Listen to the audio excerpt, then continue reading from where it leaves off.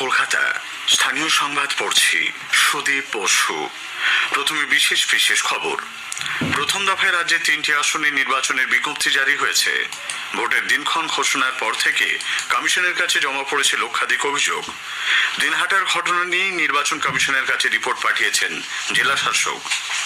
Garden rich কাণ্ডে রাজ্য সরকারের ক্ষতিপূরণ দেওয়ার ব্যাপারে মুখ্য সচিবের কাছে রিপোর্ট চেয়েছে নির্বাচন কমিশন। কয়লা বাজার মামলায় অভিষেক বন্দ্যোপাধ্যায়কে 10ই জুলাই পর্যন্ত ইডি দিল্লিতে তলব করতে পারবে না বলে সুপ্রিম কোর্ট জানিয়েছে।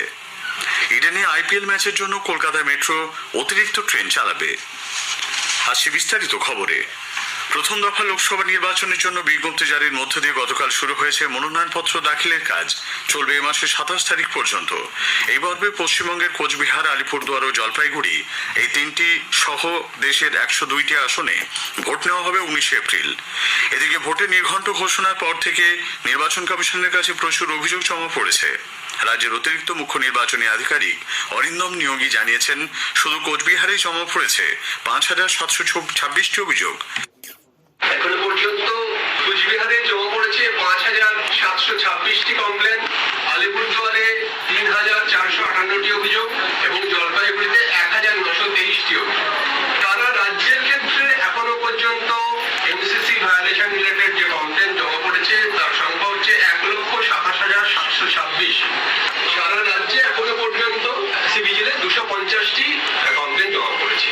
এই কমপ্লেনগুলি 100 মিনিটের মধ্যে ডিসপোজ হয় কমিশনের নির্দেশ অনুযায়ী। আমাদের সেই মতো ডিসপোজাল সবকিছু করছেন।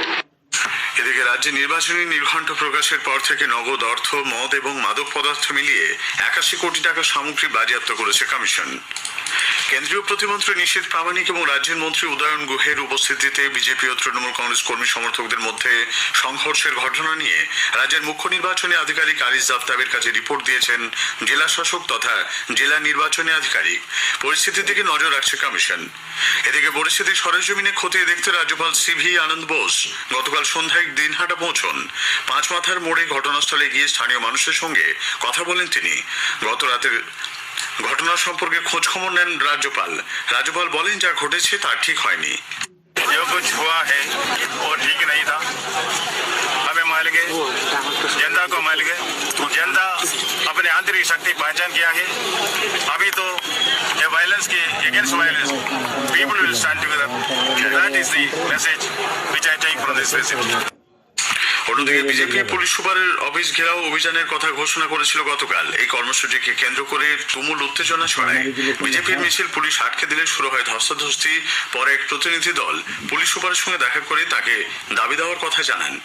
উল্লেখ্য, ওই ঘটনার প্রতিবাদে গতকাল দিনহাটা বন্ধের ডাক দেয় তৃণমূল কংগ্রেস। কোচবিহারের জেলা শাসকের প্রচ্ছন্ন মদতে বিধায়ক সাংসদ নিশীথ প্রামাণিকের উপর আক্রমণ হয়েছে বলে বিজেপি দাবি করেছে। গতকাল সাংবাদিকদের প্রশ্নের উত্তরে বিরোধী দলনেতা শুভেন্দু অধিকারী অভিযোগ করেন, জেলা শাসক ও জেলার পুলিশ সুপারের প্রচ্ছন্ন মদতেই উদয়ন গুহ আক্রমণ চালিয়েছেন। বাংলার প্রতি কেন্দ্রীয় সরকারের বিমাতৃসুলভ আচরণের জবাব আসন্ন লোকসভা নির্বাচনে রাজ্যের মানুষ ভোটের মাধ্যমেই দেবে বলে তৃণমূল কংগ্রেস নেতা অভিষেক ব্যানার্জি মন্তব্য করেছেন। উত্তর 24 পরগনার বসিরহাটে গতকাল এক নির্বাচনী প্রচার সভায় তিনি দাবি করেন, একমাত্র তৃণমূল কংগ্রেসই অভিযুক্ত দলীয় নেতাদের বিরুদ্ধে ব্যবস্থা নেয়।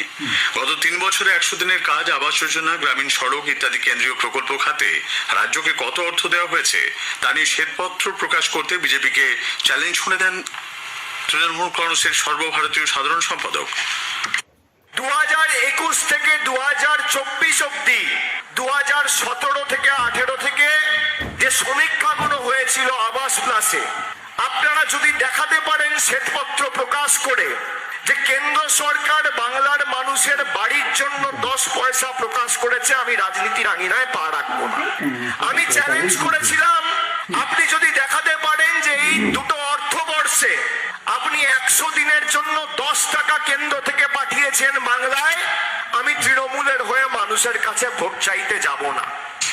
গার্ডেন রিচে বেআইনি নির্মাণ ভেঙে পড়ার ঘটনায় রাজ্য সরকারের ক্ষতিপূরণ দেওয়ার ব্যাপারে মুখ্য সচিবের কাছে রিপোর্ট তলব করেছে নির্বাচন কমিশন।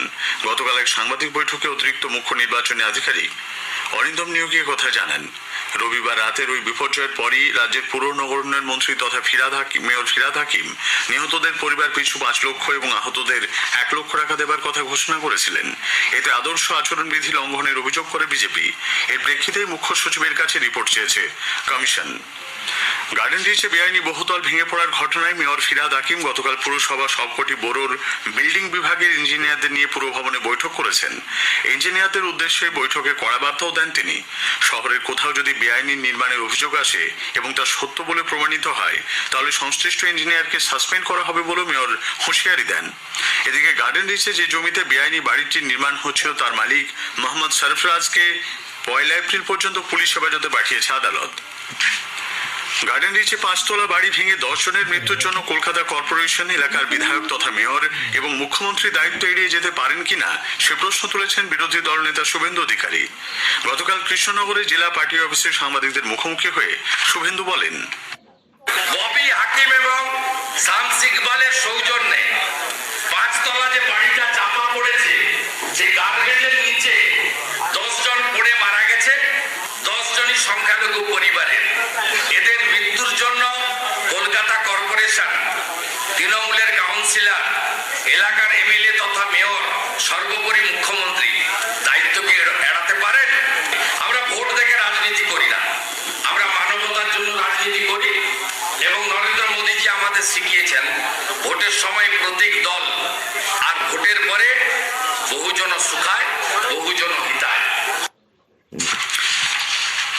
তিনি বলেন, লোকপাল বহিষ্কৃত সাংসদ মহুয়া মৈত্রের বিরুদ্ধে সিবিআই তদন্তের নির্দেশ দিয়ে উপযুক্ত পদক্ষেপ করেছেন। গতকাল জেলা পার্টি অফিসে নদিয়ার কৃষ্ণনগরের রাজবাড়ির গৃহবধূ অমৃতা রায় শুভেন্দু অধিকারীর হাত থেকে দলীয় পতাকা নিয়ে বিজেপিতে যোগদান করেন। কৃষ্ণনগর পৌরসভার প্রাক্তন কাউন্সিলর অনুপম বিশ্বাস সহ অন্তত 70 জন বিজেপিতে যোগ দিয়েছেন। স্থানীয় সংবাদ শুনছেন আকাশবাণী কলকাতা কেন্দ্র থেকে। কয়লাবাজার মামলায় তৃণমূল কংগ্রেসের সর্বভারতীয় সাধারণ সম্পাদক অভিষেক বন্দ্যোপাধ্যায়কে স্বস্তি দিয়ে সুপ্রিম কোর্ট জানিয়েছে 10 জুলাই পর্যন্ত ইডি তাকে দিল্লিতে তলব করতে পারবে না। এ ব্যাপারে রক্ষা কবচ দেওয়ার অন্তর্বর্তী নির্দেশ বহাল রেখেছেন বিচারপতি বেলা এম ত্রিবেদী এবং বিচারপতি Pankaj মিতালের division bench.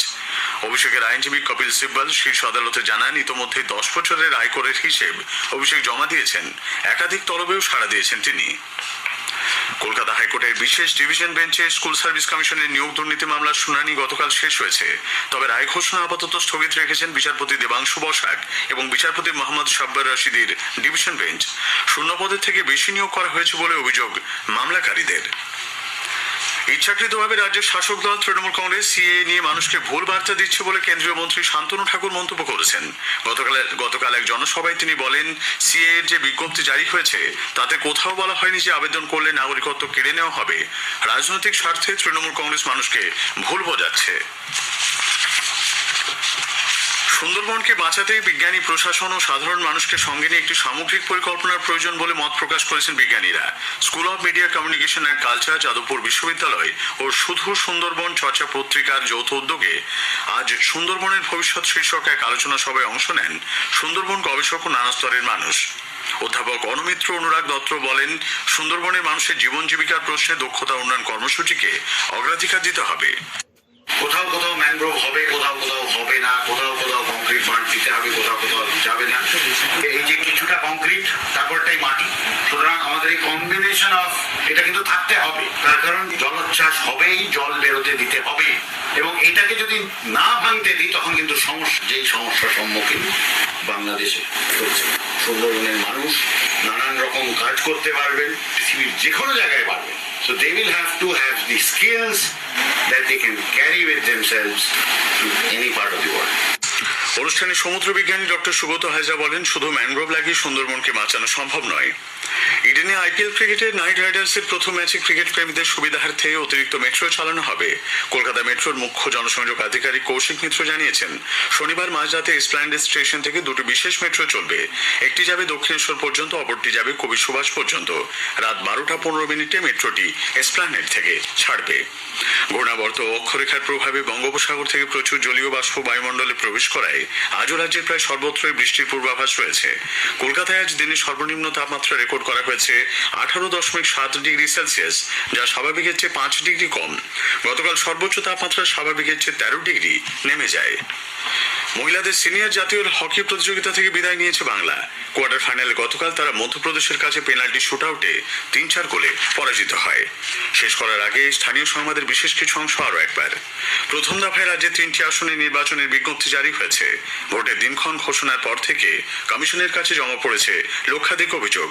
Garden rich কাণ্ডে রাজ্য সরকারের ক্ষতিপূরণ দেওয়ার ব্যাপারে মুখ্য সচিবের কাছে রিপোর্ট চেয়েছে কমিশন। স্থানীয় সংবাদ শেষ হলো।